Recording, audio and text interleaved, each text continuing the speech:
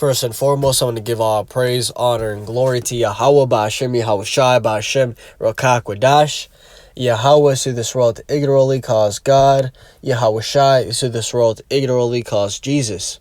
Ba'ashem means in the name, Rakah means spirit, and Kodash means holy. And that's all in the Paleo Hebrew. I also want to give double honors to the elder bishops and apostles of Great Millstone that taught me this truth. So I'm going to make this video straight to the point and quick. Today I wanted to go into prophecies that talk about nuclear destruction. So let's get straight into it.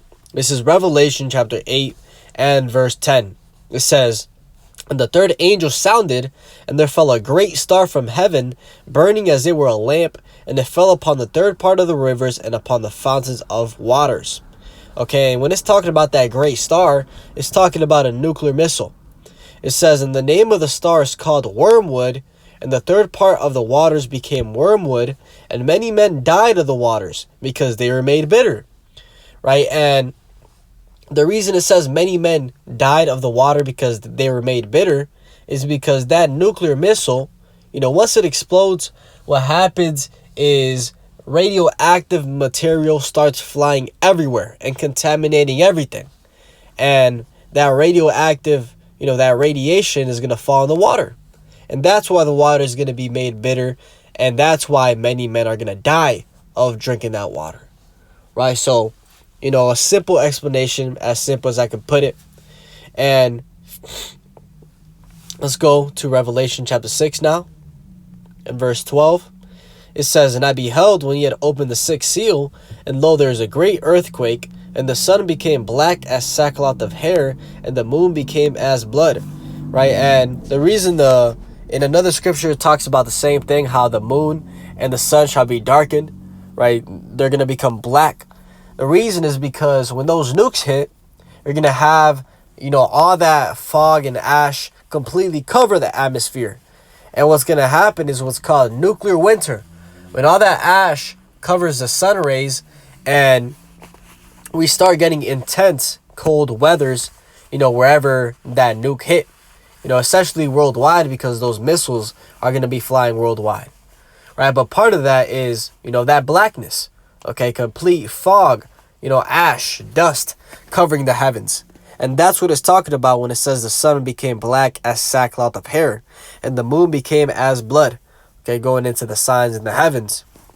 It says, "And the stars of heaven fell unto the earth, even as a fig tree casteth their untimely figs, when she is shaken of a mighty wind." Right? And what did we just read in Revelation chapter 8 and verse 10? Okay, it talks about a great star fell from heaven. Right? So we're talking about the same thing here. "The stars of heaven fall to the earth, even as a fig tree casteth their untimely figs, when she is shaken of a mighty wind." Okay, and that's going into those missiles dropping. It says, "And the heaven departed as a scroll when it is rolled together, and every mountain and island were removed out of their places." Right? So when that nuke hits, okay, what happens is it creates what's called a mushroom cloud. Okay, and what John was describing here was the mushroom cloud. Okay, in his terms, he referred to it as a scroll when it is rolled together. Okay, just think about, a scroll, an ancient scroll, on that horizontal view where you can see, the loop and the straight path and the loop on the other side. It looks like a mushroom. Okay, that was John's way of describing the nukes, because he didn't know what he was looking at. Right? But when you go into the context of, what that star did as it refers to it, you get the understanding of what we're actually talking about. And you get the understanding that nothing else but a nuke can cause what we're about to read. Right? It says every mountain and island were moved out of their places. And what did the people do? Verse 15.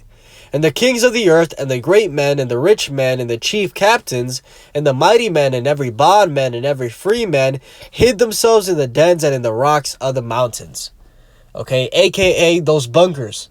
They're going to be running to those bunkers to save themselves. That's why Mark Zuckerberg got a 5 million or something billion, doomsday bunker over there in Hawaii. He's not making that just for show. He's making that so when he gets that alert that those missiles are inbound, he retreats down his massive fortress to escape the destruction. Right? And in the same way that they're going to be, in the dens and the rocks and the mountains underground, is the same way they're going to be going above ground, talking about in the heavens.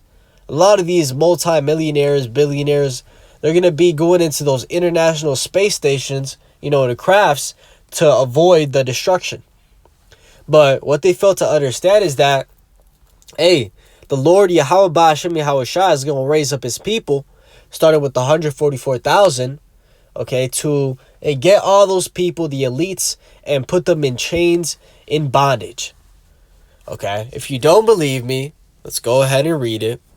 Isaiah chapter 24 and verse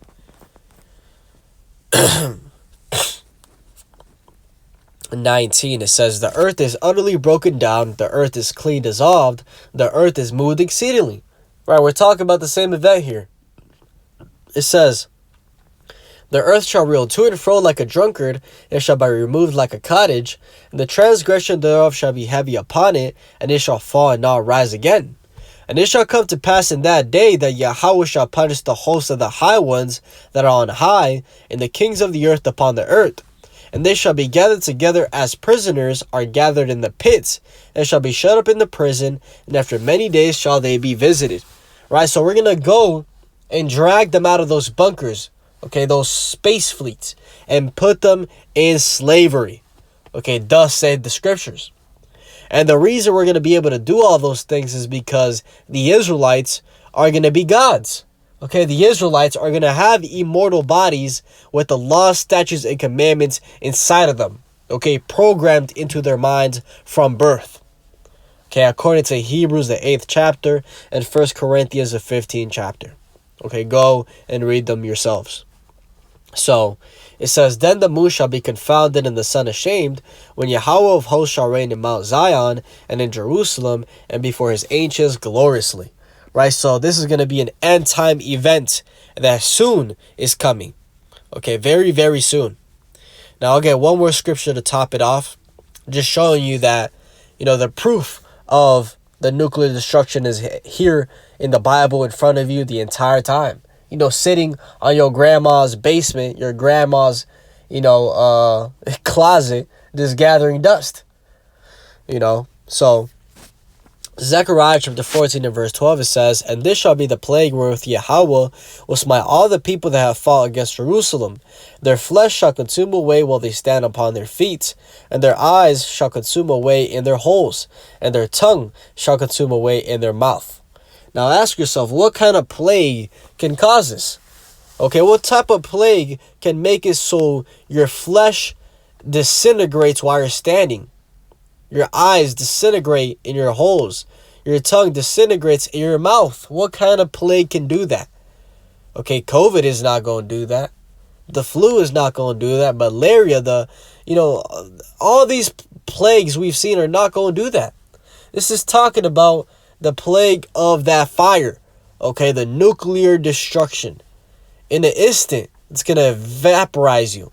Okay, once you get hit. And there's nothing you could do about it. Okay, nothing you could do about it unless you're part of the elect and you get beamed up out of this destruction. Right? When people talk about being saved and the salvation, that's what the salvation is being saved from nuclear destruction. Okay? If you don't believe me, let's go to it.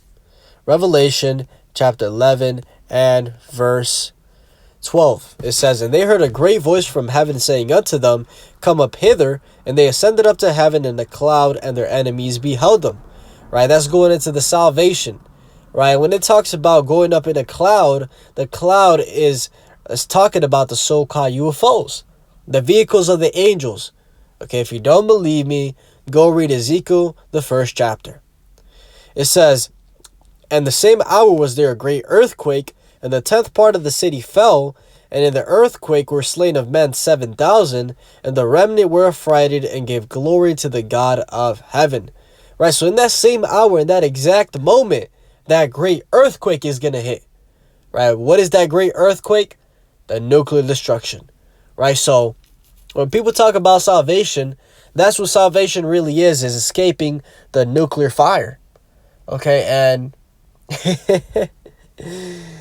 hey, that's why at the end of the day, this thing is all worth it, because that's the only way out of here. Okay, the only way out of here is in those chariots, those vehicles. So, seek ye the Lord while he may be found. As the scripture said, call upon him while he is near. Because there's going to be a time where this information is not readily accessible, and you're going to be wishing like all hell that you locked in while it was in front of you on YouTube at your convenience.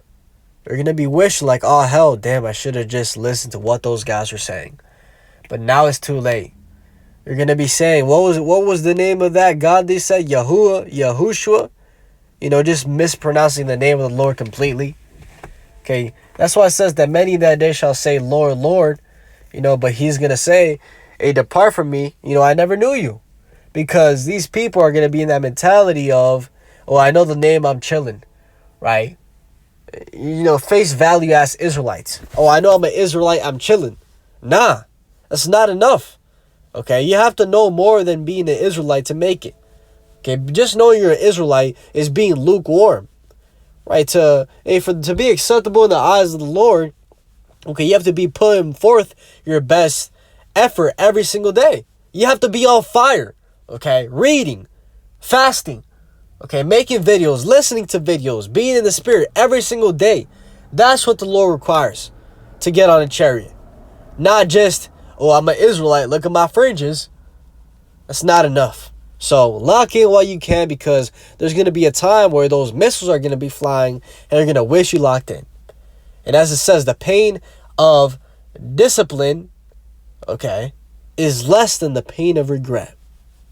So I'll leave it there. Hopefully this is edifying. With that, to give all praise, honor, and glory to Yahweh, Ba'ashem, Yahweh Shai, Ba'ashem, Rakak Kodash, and double honors to the outer bishops and apostles of Great Millstone that taught me this truth.